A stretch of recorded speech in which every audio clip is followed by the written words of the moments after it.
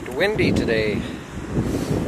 I didn't really want to film another vlog today because I've been trigger happy. I've been doing too many and I just wanted to relax. I will after this one. This will be Dr. HUMANICS number 6.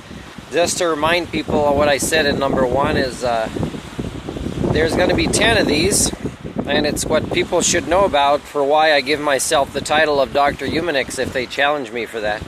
And again, it's Doctor of HUMANICS, right? It's not Doctor with my name. And this one is about my being trained for 2 months full-time. And I previously said it was 9 to 5, but I think it was 8 to 4. But with often homework that I took very seriously related to our personal development, where I stayed after class, sometimes by myself, to do a good job with certain things that were about talking about our psychohistory as a way to be able to overcome our triggers before, let's say, facilitating a group, so that they're not overwhelming. I mean, they might still come up during a group, but then we'd be more experienced in how to deal with them. So I did pretty well, right? A few of my classmates voted me the Master of Ceremonies. That was a proud moment for me, and the instructor chose me to replace her when she went away, which gave me staff status with that college. And also, for me, you know, I kind of made myself get fired from a job that were upset that I was taking too much time off, because that training I knew was going to be very significant. Life skills coach full-time, Monday to Friday for 2 months, compared to my counseling skills or my mental health courses that I did for the certificate that I took.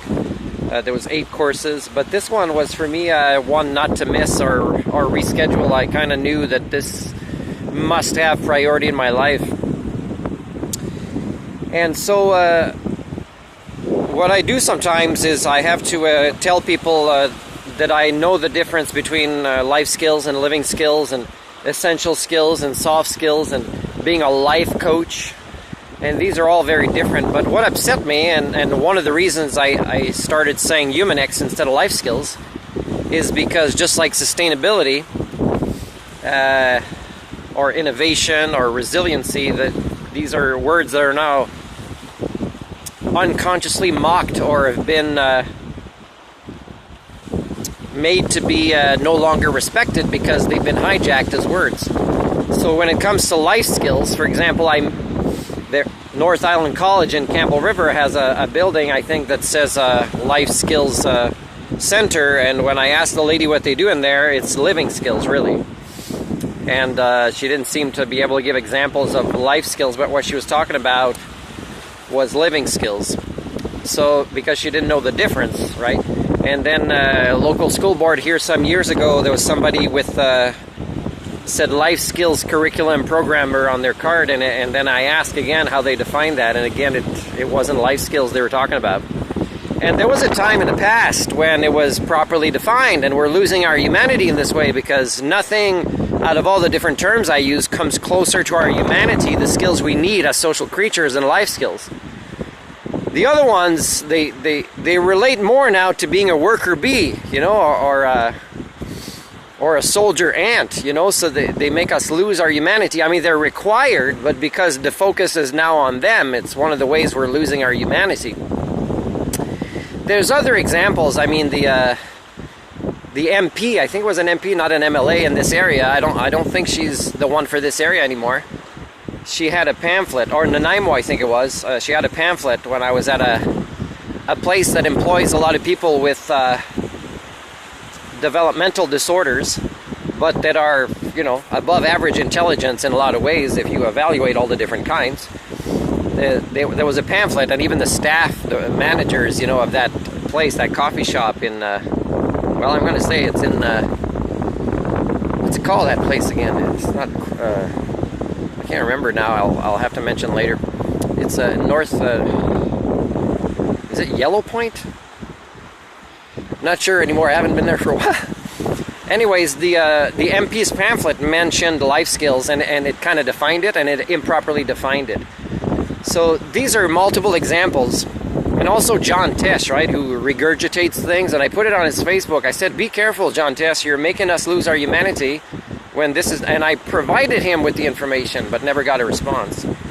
So this is one of the reasons I call myself Doctor of Humanics. It's because the word life skills has been hijacked. I can't call myself a life skills coach without people's schemas seeing me as down here on the skill set level, much lower, right? Something that you don't really need much more than a high school diploma for the types of lessons that these other ones give. And I can do these other ones and I can make them higher level. But again, I always incorporate life skills in everything I do, whether I coach badminton or teach driving or whatever it is, tutoring, whatever it is. Speaking of tutoring, there was a lady who called herself, well, her business had life skills in it, and again, she didn't define it properly, and I could tell she didn't have them, and I was inside her home. I see how she interacts with her family and how, you know, I know they don't know what it is. So it's one of the important reasons where I decided to start using the word humanics. Okay, and it's one of the many reasons, and as I said in video 1, doesn't mean that there's 10 videos, that there's 10 reasons.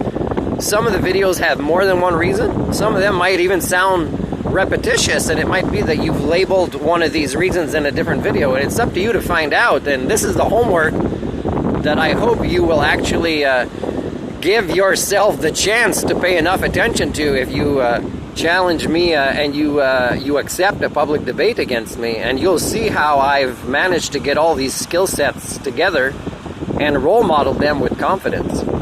Speaking of confidence, one of the things that confidence is really a form of intelligence, and it's one that kind of boosts a lot of the other ones, and suddenly the other ones get faster at developing and get higher up.